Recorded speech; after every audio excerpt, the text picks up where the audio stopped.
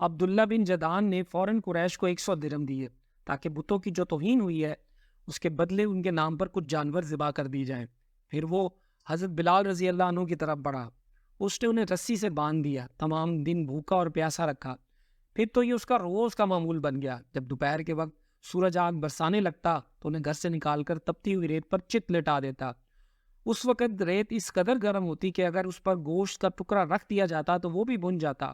وہ اسی پر بس نہیں کرتا تھا، ایک وزنی پتھر منگاتا اور ان کے سینے پر رکھ دیتا تاکہ وہ اپنی جگہ سے ہل بھی نہ سکیں۔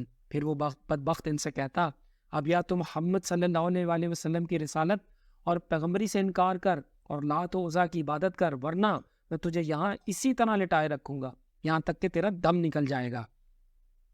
حضرت بلال رضی اللہ عنہ اس کی بات کے جواب میں فرماتے، احد احد، یعنی اللہ تعالیٰ ایک ہے، اس کا کوئی شریک نہیں۔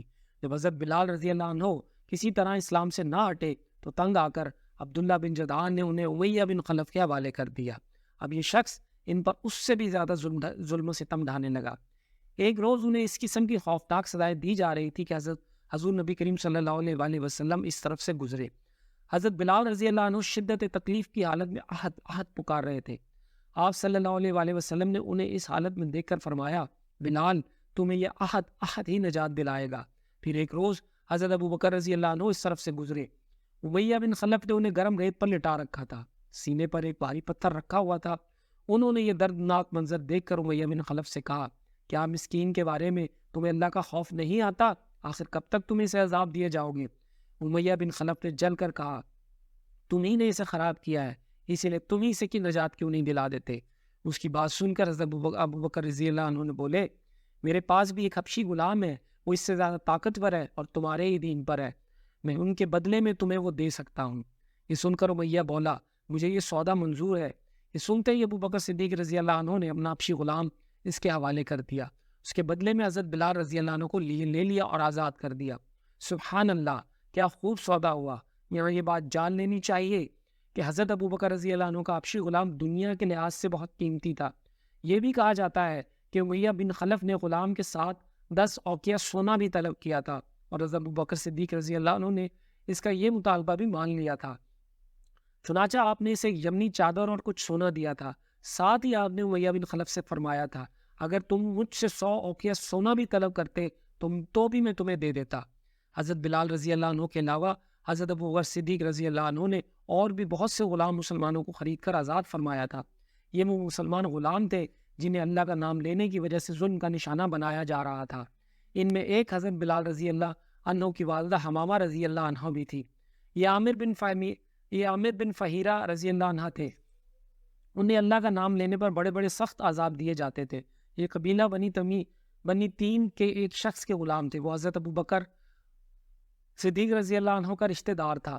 آپ نے اپنے رشتہ دار سے خرید کر انہیں بھی آزاد فرمایا۔ ایک صاحب ابو فکیہ رضی اللہ عنہ تھے، یہ صفوان بن امیہ رضی اللہ عنہ کے غلام تھے۔ حضرت بلال رضی اللہ عنہ کے ساتھ ہی مسلمان ہوئے تھے۔ صفوان بن امیہ رضی اللہ عنہ بھی ابتدا میں مسلمانوں کے سخت مخالف تھے۔ وہ فتح مکہ کے بعد اسلام لائے تھے۔ ایک روز انہوں نے حضرت ابو فکیہ رضی اللہ عنہ کو گرم ریت پر لٹا رکھا تھا۔ ایسے میں حضرت ابو بکر صدیق رضی اللہ عنہ اس طرف سے گزرے۔ اس وقت صفوان بن امیہ رضی اللہ عنہ یہ الفاظ کہہ رہے تھے، اسے ابھی اور عذاب دو یہاں تک کہ محمد صلی اللہ علیہ وسلم یا آ کر اپنے جادو سے اسے نجات دلائیں۔ حضرت ابو بکر صدیق رضی اللہ عنہ نے اسی وقت صفوان بن امیہ رضی اللہ عنہ سے انہیں خرید کر آزاد کر دیا۔ اس طرح زنیرہ رضی اللہ عنہ نامی ایک عورت کو مسلمان ہونے کی بنیاد پر اس قدر خوفناک سزائیں دی گئی کہ وہ بیچاری اندھی ہو گئی۔ ایک روز ابو جہل نے ان سے کہا، جو کچھ تم پر بیت رہی ہے یہ سب لات اور عزا کر رہے ہیں۔ یہ سنتے ہی زنیرہ رضی اللہ عنہ نے کہا، ہرگز نہیں، اللہ کی قسم، لات اور عزا نہ کوئی نفع پہنچا سکتے ہیں نہ کوئی نقصان۔ جو کچھ ہو رہا ہے آسمان والے کی مرضی سے ہو رہا ہے۔ میرے پروردگار کو یہ بھی قدرت ہے کہ وہ مجھے میری آنکھوں کی روشنی لوٹا دے۔ دوسرے دن وہ صبح اٹھی تو ان کی آنکھوں کی روشنی اللہ تعالیٰ نے لوٹا دی تھی۔ اس بات کا جب کافروں کو پتہ چلا تو وہ بول اٹھے، یہ محمد صلی اللہ علیہ وسلم کی جادوگری ہے۔ حضرت ابو بکر صدیق رضی اللہ عنہ نے انہیں بھی آزاد کر دیا۔ آپ نے زنیرہ رضی اللہ عنہ کی بیٹی کو بھی خرید کر آزاد کیا۔ اس طرح نحتیہ نام کی ایک باندی تھی، ان کی ایک بیٹی بھی تھی، دونوں ولید بن مغیرہ کی باندیاں تھیں، انہیں بھی حضرت ابو بکر صدیق رضی اللہ عنہ نے آزاد کر دیا۔ عامر بن فہیرہ کی بہن اور ان کی والدہ بھی ایمان لے آئی تھی۔ حضرت عمر کے مسلمان ہونے سے پہلے ان کی باندھی تھی، حضرت ابو بکر صدیق رضی اللہ عنہ نے انہیں بھی خرید کر آزاد کر دیا۔ ایمان لانے والے جن لوگوں پر ظلم ڈھائے گئے ان میں سے ایک حضرت خباب بن عط رضی اللہ عنہ بھی ہیں۔ کافروں نے انہیں اسلام سے پھیرنے کی کوشش کی مگر یہ ثابت قدم رہے۔ انہیں جاہلیت کے زمانے میں گرفتار کیا گیا تھا، پھر انہیں ایک عورت ام انمار نے خرید لیا۔ یہ ایک لوہار تھے، نبی اکرم صلی اللہ علیہ وسلم ان کی دل جوئی فرماتے تھے، ان کے پاس تشریف لے جایا کرتے تھے۔